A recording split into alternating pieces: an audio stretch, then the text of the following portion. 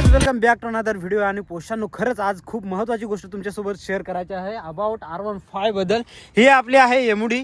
पोषांनो आयुष्यात काय झालं, आपली बाईक आता जवळजवळ मी तुम्हाला दाखवतो, आपली बाईक पळालेली आहे,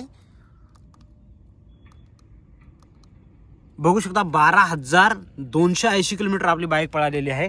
आणि पोरांनो काय झालं ॲक्च्युली, म्हणजे हिचे जे मागचे ब्रेक पॅड आहेत ना, हे जे ब्रेक पॅड आहेत, हे ब्रेक पॅड पूर्ण खतम झाले ते, बरं का, संपून गेले ते एकदम पूर्ण। आणि आपण आफ्टर मार्केट एकदम लोकल 150 रुपयाचे पॅड टाकले होते बरं का आपल्या R15ला, 150 रुपयाचे। आता हे बघा, हे तुम्ही बघू शकता 150 रुपयाचे हे पॅड आहेत, आता तुम्ही बघू शकता।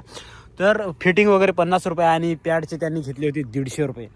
तर आता प्रॉब्लेम काय झाला, म्हणजे जेव्हा आपण जिन्युअन म्हणजे कंपनीचे जेव्हा वापरतो ना, तर ते एकदम परफेक्ट असतात। आता हा जो टाकला आहे ना, तर तुम्ही बघू शकता ही जी डिस आहे, तर हे बघा डिसला असं हे येतं आणि चिक चिक चिक चिक आवाज येतो। तर तुम्हाला मी पोरांनो सांगतो, कधी पण जेव्हा पण तुम्ही R15 जर तुमच्याकडे असेल आणि तुम्ही जर हे करणार असाल, ब्रेक पॅड वगैरे चेंज करणार असाल, तर यामाचे जे ओरिजिनल आहेत तेच ब्रेक पॅड यूज करा। आता मी लोकल टाकले होते 150 रुपयाचे, पण तुम्ही बघू शकता त्याचा आवाज येतोय। ही गोष्ट मला शेअर करायची होती, कारण तुम्ही पण आपण काय बघतो, चला आता मी पण तिकडे कोकण राईड वगैरे मारून आलो आणि विचार केला, म्हटलं 900 किंवा 1000-1200ची जे ओरिजिनल कंपनीचे आहेत डिस्पॅड, ते घेण्यापेक्षा म्हटलं लोकल टाकून घेऊ। म्हटलं 150 रुपयाला भेटतात, 150 रुपयाची मी लोकल टाकले, 50 रुपये मजुरी दिली आणि आता मला हा प्रॉब्लेम येऊ राहिला।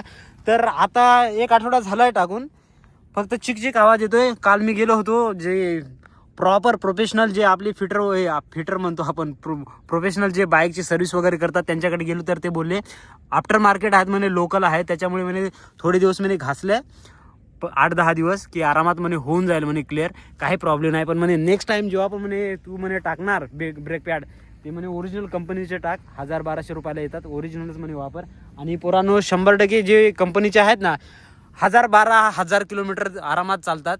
आता मी तुम्हाला माझा हॉनेस्ट रिव्ह्यू सांगितला, माझी R15 आता तुम्ही बघितली 12,200च्या आसपास किलोमीटर पळाले आणि तिचे आपण ब्रेक पॅड आता चेंज केले, म्हणजे 10,000 ते 12,000 किलोमीटरपर्यंत ब्रेक पॅड जातात R15चे, बरं का, जे प्रॉपर जे कंपनीचे आहे ते।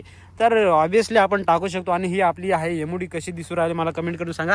इतकंच मला शेअर करायचं होतं। तर तुम्ही पण जेव्हा R15चे जे डिस्पॅड वगैरे चेंज करणार, कंपनीचे टाका पोषांनो, असा प्रॉब्लेम तुम्हाला येणार नाही, डिस्कला वगैरे काही प्रॉब्लेम येणार नाही। आणि जनरली जे बाहेरचे आहेत ना, ते फिट व्हायला थोडासा प्रॉब्लेम असतो, घासल्यानंतर ते हळूहळू सेट होतात।